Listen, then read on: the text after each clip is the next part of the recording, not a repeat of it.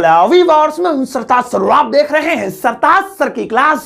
तो भाई साहब, आज है हमारी 30 दिनों की फ्रेजेस की क्लास का 5वां दिन और आज के दिन मैं आपको कॉल से बने कमाल कमाल के 10 इंग्लिश के फ्रेजेस सिखाऊंगा, उनकी हिंदी मीनिंग के साथ। अब आप इन फ्रेजेस का यूज ना सिर्फ अपनी डेली लाइफ में कर सकते हैं दूसरों पे भरम मारने के लिए कितनी अच्छी इंग्लिश है मेरी, बल्कि आप कॉम्पिटिटिव लेवल की इंग्लिश में भी इनका यूज करके अच्छे खासे नंबर पा सकते हैं। वो कहते हैं ना, एक तीर से 4-5 निशाने, कितने होते, 2 होते, पता नहीं कितने, जो भी है। आप कॉल से मिलकर बने ऐसे कमाल कमाल के 10 इंग्लिश के फ्रेजेस सीखने के लिए इस वीडियो का अंत तक जरूर देखिएगा। आगे बढ़ने से पहले चैनल को सब्सक्राइब कर दीजिए, सब्सक्रिप्शन बटन पर में एक बेल आइकन को उसको दबा दीजिए ताकि रोज आने वाली वीडियोस के नोटिफिकेशंस आपको बिल्कुल टाइम पर मिल जाए। एप्पल वॉच है आज।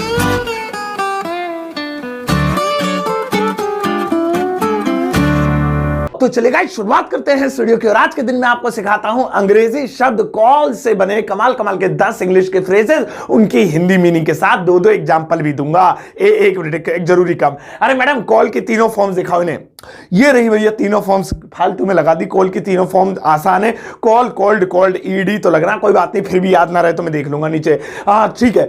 अब भैया एक एक करके 10 फ्रेजेस सीखते हैं। पहला वाला है कॉल इन। कॉल इन, अब कॉल इन का मतलब समझो क्या होता है। कॉल इन का हिंदी में मतलब होता है बुलवाना। बुलवाना, अरे वो मुझे बुलवा रहे हैं, उसने उसे बुलवा लिया, भैया वो तुझे जरूर बुलवाएगा, अब तू पिटेगा। बुलवाना। एग्जांपल लेते हैं 2। जैसे मुझे कहना है जज ने मुजरिम को बुलवाया। जज ने मुजरिम को बुलवाया। बुला भाई, बुला, कौन सा 30 मार खाया, बुला उसे पीट दे, यहीं पे पड़ गए, हम जज हैं। और जज ने मुजरिम को बुलवाया तो इंग्लिश होगी द जज called in the criminal. The जज, जज ने कॉल्ड इन, बुलवाया, पास्ट इंडेफिनिट टेंस है इसलिए कॉल की सेकंड फॉर्म लगानी पड़ी। कॉल्ड इन द मुजरिम, I mean the criminal, crime करने वाला, मुजरिम करने वाला, क्रिमिनल। सो इस तरीके एक और होगा, जैसे पापा मुझे मीटिंग में बुलवा रहे हैं, यार मुझे डर लग रहा है, मैं कैसे जाऊंगा। पापा मुझे मीटिंग में बुलवा रहे हैं तो इंग्लिश होगी father is calling in me in the meeting. Father is calling in, पापा मुझे बुलवा रहे हैं, मी, मुझे, इन द मीटिंग, मीटिंग में कैसे जाऊं, मुंह भी नहीं धुला। तो समझ गए, कॉल इन मतलब बुलवाना। आओ अब नेक्स्ट वाला देखें। और भैया नेक्स्ट वाला है कॉल अराउंड। कॉल अराउंड, अब कॉल के साथ अराउंड लग जाए तो एक और भयंकर फ्रेज बन जाता है। कॉल अराउंड का हिंदी में मतलब होता है मिलने जाना। मिलने जाना। अब जैसे मुझे कहना है मैं राहुल से 4 बजे मिलने जाऊंगा, अभी मुझे सोने दो, इसे उठा देना, मैं राहुल से 4 बजे मिलने जाऊंगा, तो इसे बोलेंगे I will call around Rahul at 4 o'clock। I will call around Rahul, यानी राहुल से मिलने जाऊंगा। पूरा मिलने जाना इसी में सेट हो गया। जाने के लिए अलग से गो फो मत लगा देना, एट 4 o'clock, 4 बजे। या फिर मुझे कहना है मैं उससे इंडिया गेट पे मिलने गया, भाई साहब बहुत मजा आया, मैं उससे इंडिया गेट पर मिलने गया। भाई इंडिया गेट ही मिला था, पब्लिक प्लेस, मैं उससे इंडिया गेट पर मिलने गया। सो इंग्लिश होगी I called around her at India Gate. I called around her, मैं उससे मिला या मिलने गया एट इंडिया गेट। मिला नहीं, मिलने गया, मैं भी बावला हो रहा हूं। मिलने गया at India Gate. India Gate पर, यहां कॉल की सेकंड फॉर्म आ गई क्योंकि मिलने गया, पास्ट इंडेफिनिट टेंस से सेकंड फॉर्म उठा ली नीचे से। सो आप जब भी कहें मैं उससे मिलने जाऊंगा, मैं उससे मिलने जा रहा था, मुझसे मिलने जा रही है, क्या तुम राष्ट्रपति से मिलने जा रहे हो। सो इस तरह से आप बनाना, are you calling around the president of India. सही बना लिया मैंने। आओ अब नेक्स्ट वाला देखें। और भैया नेक्स्ट वाला है कॉल फॉर। कॉल फॉर, अब कॉल के साथ फॉर लग गया, बन गया एक भयंकर फ्रेज।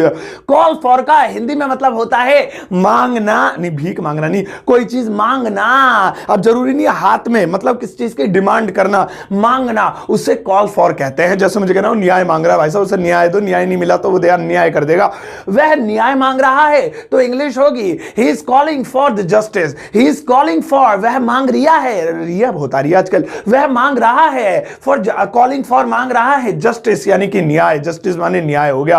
एक और बना लेते हैं, मैं 2 बार पैसे मांग चुका हूं। मैं 2 बार पैसे मांग चुका हूं। भैया 2 बार मांग लिया, अब नहीं मांगूंगा, बड़ी शर्मिंदगी सी होती है, वैसे बेशर्म हूं, मांग तो 4थी 5वीं बार भी लूंगा, वो अलग बात है। मैं 2 बार पैसे मांग चुका हूं। अब देखो चुका हूं, चुकी हूं, है वाला, अच्छा ठीक है, थर्ड फॉर्म लगेगी, उठा लूंगा नीचे से।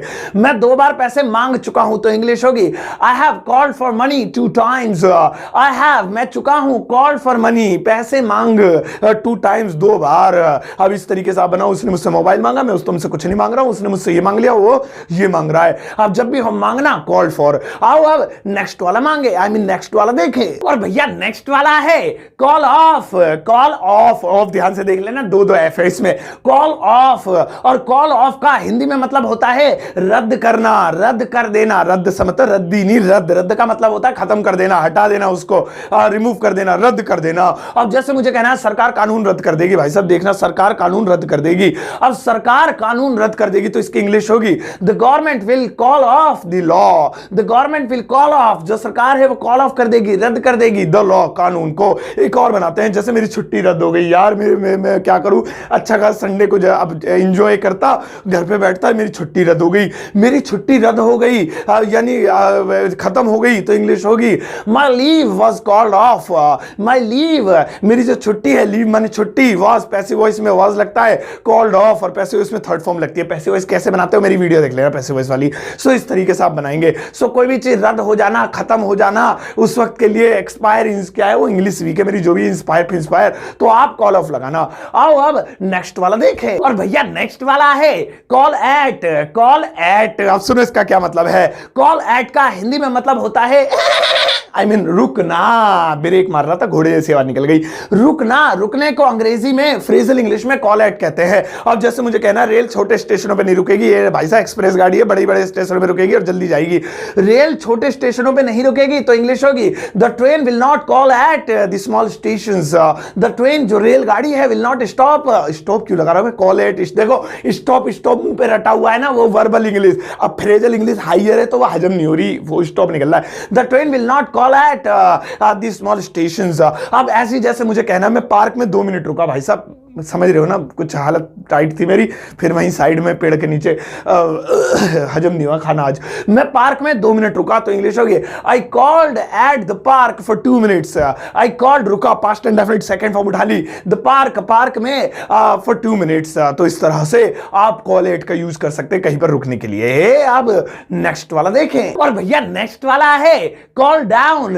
कॉल डाउन, अब सुनो कॉल डाउन का मतलब क्या होता है। कॉल डाउन का हिंदी में मतलब होता है पुकारना, पुकारना। लेकिन एक थ्योरी के अनुसार इसका यूज होता है खास तौर पे कोई नीचे वाला ऊपर वाले को पुकारे, अब चाहे वो ईश्वर को पुकारे, गॉड को पुकारे यानी, या फिर कोई और किसी काम के लिए किसी ऊपर वाली बिल्डिंग से नीचे से कोई पुकारे, सो कॉल डाउन कहते हैं। ये एक थ्योरी के अनुसार है। चलो बनाते हैं। जैसे तुम्हें ईश्वर को पुकारना चाहिए, इस वक्त भगवान के सिवा, खुदा के सिवा तुम्हारी कोई मदद नहीं कर सकता, तुम्हें ईश्वर को पुकारना चाहिए, तो इंग्लिश होगी you should call down the God. You should call down the God, तुम्हें ईश्वर को पुकारना चाहिए। मेरे पापा मुझे पुकार रहे हैं, देखा आवाज आई, नीचे नीचे वाले फ्लोर से मुझे बुला रहे हैं नीचे, मेरे पापा मुझे पुकार रहे हैं, तो इंग्लिश होगी my father is calling me down, या कॉलिंग डाउन टू मी भी कर सकते हैं। माय फादर, मेरे पापा, इज रहे हैं कॉलिंग डाउन टू मी, या कॉलिंग मी डाउन, इस तरीके से आप बना सकते हैं। सही है। तो पुकारना, पुकारता चला हूं मैं, गाना भी है। तो आप नेक्स्ट टाइम कोई पूछे पुकारने को क्या कहते हैं तो उसके थोबड़े पे मारना। आओ अब नेक्स्ट वाला देखें। और भैया नेक्स्ट वाला है कॉल आउट। कॉल आउट, सारे कॉल वाली आ रहे, अरे कॉल की क्लास है तो कॉल वाले आएंगे ना, 10 सिखाने कॉल वाले। कॉल आउट, और कॉल आउट का हिंदी में मतलब होता है जोर से बुलाना। जोर से बुलाने को कॉल आउट कहते हैं। अब सुनो, जैसे कि उसने मेरा नाम जोर से बुलाया, वहीं मैं पीछे खड़ा था रेस्टोरेंट में, उसकी सुन जाता, ने कहा सरताज, ऐसे चिल्लाया, चिल्लाई कौन थी वो, तो उसने मेरा नाम जोर से पुकारा या जोर से बुलाया। So she called out my name, she called out my name. Call out की जगह सेकंड फॉर्म लगा दी, को बुलाया, पुकारा, तो सेकंड फॉर्म लगा दी। शी मतलब लड़की थी, पुकार रही थी। हाँ, तो जोर से पुकारना। इसी तरीके से जैसे मुझे कहना है वह मदद के लिए जोर से बुला रही है या जोर से पुकार रही है, सो इंग्लिश होगी she is calling out for help, she is calling out for help. So call out मतलब जोर से बुलाना किसी को, किसी के नाम से बुलाना, किसी को मदद के लिए बुलाना, किसी काम के लिए बुलाना, कॉल आउट करना। सही है। अब जाओ, अब नेक्स्ट वाला देखा। और भैया नेक्स्ट वाला है कॉल अपॉन। कॉल अपॉन, अब इसका मतलब सुनो क्या होता है। इसका मतलब होता है निमंत्रण देना, आमंत्रित करना। समझ रहे हो, ज्यादा भयंकर हिंदी हो गई ये, देसी भाषा में समझो, मतलब किसी को बहुत फॉर्मल तरीके से बुलाना। फॉर्मल एग्जैक्ट होता है इधर चल, इधर इधर इधर थोड़ा लेके, ये हो गया इनफॉर्मल। एक होना है आइए, तशरीफ लाइए, देखो इज्जत देखो मेरे थोड़े पे, आइए, इज्जत देखो, या आइए वही वाला, किसी को फॉर्मल तरीके से इज्जत से बुलाना, सो वो कॉल अपॉन होता है। जैसे निमंत्रण देना कॉल अपॉन होता है। अब जैसे मुझे कहना है उन्होंने मुझे स्टेज पर आने का निमंत्रण दिया, आइए, इज्जत, आइए स्टेज पर आइए। सो उन्होंने मुझे स्टेज पर आने का निमंत्रण दिया। सो इंग्लिश होगी he called upon me on the stage, he called upon मी, उन्होंने मुझे निमंत्रण दिया past indefinite second form, on the stage, stage पर आने के लिए। या फिर जैसे वह मुझे पार्टी में फंस गया निमंत्रण, वह मुझे पार्टी में निमंत्रित कर रहे हैं, पार्टी में आने का निमंत्रण दे रहे हैं। तो फिर इसे इंग्लिश में कहेंगे he is calling out me, sorry, he is calling upon me in the party, he is calling upon me in the party, party नहीं, पार्टी। तो इस तरीके से आप कॉल अपॉन का यूज कर सकते हैं। सो निमंत्रण देना, आमंत्रित करना या किसी को फॉर्मली इन्विटेशन देना, वो कहलाता है कॉल अपॉन। आओ अब नेक्स्ट वाला देखें, और भैया नेक्स्ट वाला है कॉल अवे फ्रॉम। लंबाई इसके एग्जांपल भी लंबे लंबे बनेंगे। कॉल अवे फ्रॉम, अब कॉल अवे फ्रॉम भी एक भयंकर बढ़िया फ्रेज है, सुनो इसकी हिंदी क्या होती है। कॉल अवे फ्रॉम का हिंदी में मतलब होता है एक काम छोड़कर दूसरे काम के लिए बुलाना, एक काम छोड़कर दूसरे काम के लिए बुलाना, कॉल अवे फ्रॉम कहलाता है। अब देखो कैसे, एग्जांपल मैंने कहा था ना बड़े बड़े देने पड़ेंगे तो याद भी रहेंगे, यानी इंग्लिश वैसी वीक है। अब जैसे मुझे कहना है पापा ने मुझे गेम छोड़कर खाना खाने के लिए बुलाया, पापा ने कहा गेम छोड़ दे, चल खाना खाने बुलाया, तो एक काम छोड़कर दूसरे काम करने के लिए बुलाया।